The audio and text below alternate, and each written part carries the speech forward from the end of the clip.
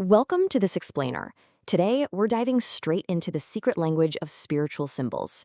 We're going to unpack why they actually matter, what they represent, and crucially, how to read them as deeply structured systems of human meaning, not just, mysterious or pretty decorations. Let's jump right in.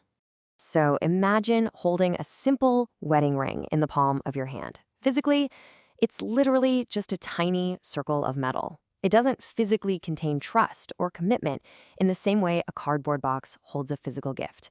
But it powerfully points to those things, right? It gives our human minds a brilliant shortcut to something incredibly profound and entirely invisible. And that brings us to the core anchor for this entire explainer. A symbol is simply a visible shape carrying an invisible meaning. I really want you to keep this in the back of your mind as we go. Because honestly, once you grasp this concept, the vague stuff suddenly becomes highly structured, and what feels like pure magic suddenly becomes completely readable. Think of it kind of like a doorway.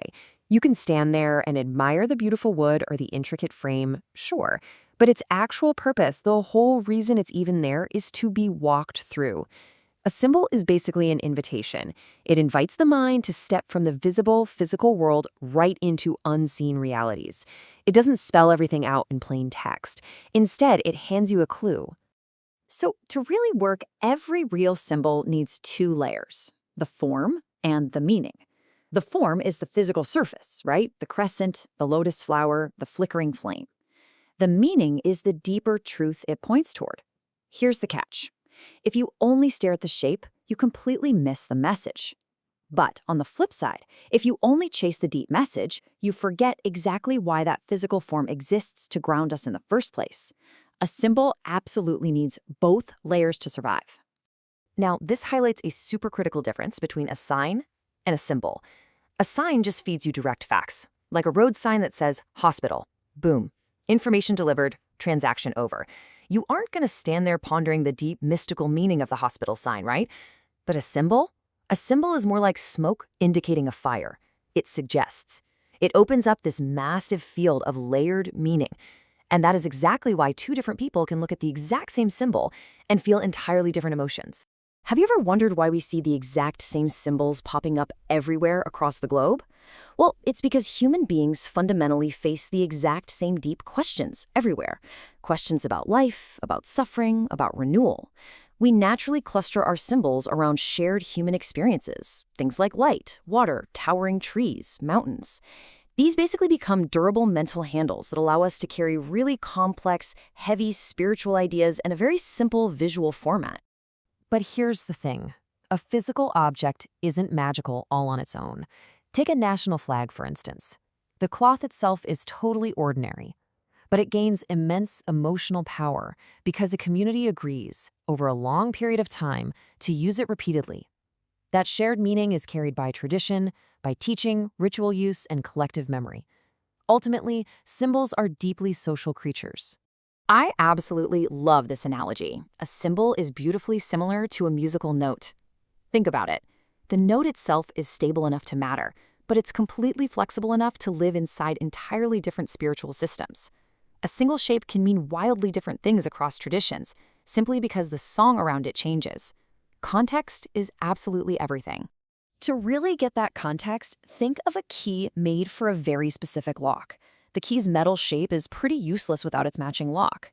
A symbol's shape requires a living system to actually give it a job. Tradition connects it to ancient teachings, practice keeps it alive in our daily rituals, and story gives it a narrative that explains why it actually matters. Without those three things, tradition, practice, story, the shape is literally just a shape. By mentally separating what a symbol looks like from what it actually does in a given tradition, we can logically trace exactly how its meaning shifts. It goes like this. The visible form comes first, but then the tradition gives it a specific role. And finally, that role dictates the meaning. Following this four-step structure completely removes the random guesswork. Let's look at a perfect example of this in action. Same form, entirely different roles. A flickering flame looks exactly the same no matter where you go in the world, right? But a shared appearance absolutely does not mean a shared interpretation. In one tradition, a flame might represent a literal divine presence. In another, it can mean purification or guidance or even the soul's inner search. The meaning lives entirely in the relationship, never in isolation. Now, here is a highly useful trick for reading a symbol's spiritual grammar. Just ask yourself what direction it's pointing. Upward pointing symbols, like spires or rising smoke, usually suggest transcendence and connecting with a higher reality. Inward pointing symbols, like mandalas, point to deep reflection, discipline, and inner transformation. Outward symbols, those focus on community, protection, and shared identity. So yeah, direction is a massive clue. And this is exactly why we have to impartially look at the context. Take the crescent and star. On a national flag, it's clearly pointing to a specific country's geopolitical identity, but place it inside a religious setting and it instantly links to Islamic identity. Carve it into an architectural detail somewhere else, and it might just carry historical or cultural memory. If you only look at the shape itself, you completely miss the complex system that's determining its actual role in that exact moment. Because of this, we have to really resist the urge to flatten a symbol. Asking, hey, what does this picture mean once and for all, is just way too shallow. Instead, the deeper question we need to be asking is, what exact work does this symbol do in this specific tradition? We have to step inside the system to see how these symbols hold on to centuries of devotion, pain, and identity.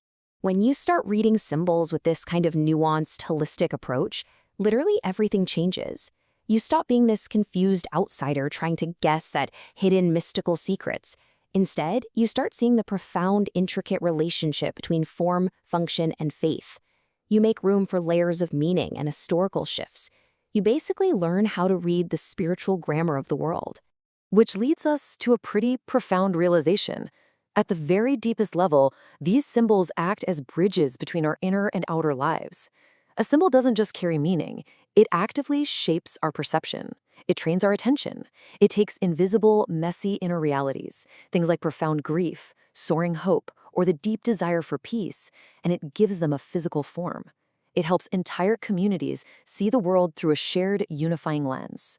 So if there is one ultimate takeaway to carry forward from this entire explainer, it's this. Symbols do not hide meaning from us. Not at all. They actually teach us how to see meaning. They aren't roadblocks or puzzles designed to confuse us. They are these incredibly carefully constructed languages speaking directly to our deepest human need, the need to connect the seen world with the unseen. Knowing all of this, how are you going to view the symbols in your own life tomorrow? The next time you encounter a symbol, whether it's in a book, on a building, or even sitting right on your desk, take a second to slow down. Look past the physical shape. Ask yourself what tradition actually breathed life into it, and try to uncover the deeper truth it's pointing toward. What invisible realities are hiding in plain sight around you right now? Thanks for joining me on this explainer, and keep exploring those deeper meanings.